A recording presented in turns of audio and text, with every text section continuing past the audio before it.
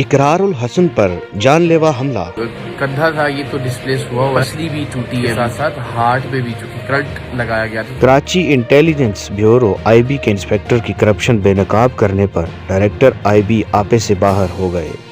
Anchor person اقرار الحسن اور team کو بہیمانہ تشدد کا نشانہ بنا ڈالا۔ اقرار الحسن نے آئی بی کے انسپیکٹر کی کرپشن کی ویڈیو ثبوتوں کے ساتھ بے نقاب کی تھی، جس پر ڈائریکٹر آئی بی رضوان شاہ اور ان کی ٹیم نے اقرار الحسن پر حملہ کر دیا۔ آئی بی ڈائریکٹر اور ان کی ٹیم نے اینکر پرسن اور ان کی ٹیم پر نہ صرف تشدد کیا بلکہ انہیں برہنہ کر کے ان کو بجلی کے جھٹکے بھی لگائے گئے۔ آئی بی اہلکار اس تشدد کی ویڈیو بھی بناتے رہے۔ دل کی جو ای سی جی کی رپورٹ ہے وہ بھی نارمل نہیں ہے۔ آئی بی اہلکار اس تشدد کی ویڈیو بھی بناتے رہے۔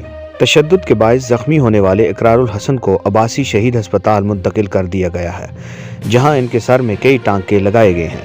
وزیر اعظم آفس کی ہدایات پر ڈائریکٹر آئی بی رضوان شاہ سمیت 5 آئی بی افسران کو معطل کر دیا گیا۔ آئی بی اہلکاروں کی جانب سے اقرار الحسن اور ٹیم سرعام پر تشدد کی سوشل میڈیا پر شدید مذمت کی جا رہی ہے۔ اینکر پرسن وسیم بادامی نے ٹویٹر پر کہا، اقرار پر اس تشدد کا ذمہ دار کون ہے؟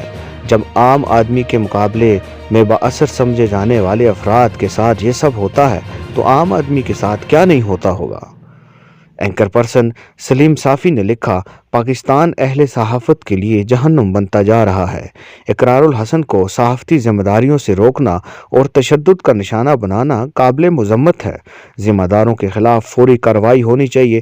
شکر ہے اقرار کی زندگی بچ گئی ہے، اللہ انہیں صحت کاملہ عطا فرمائے۔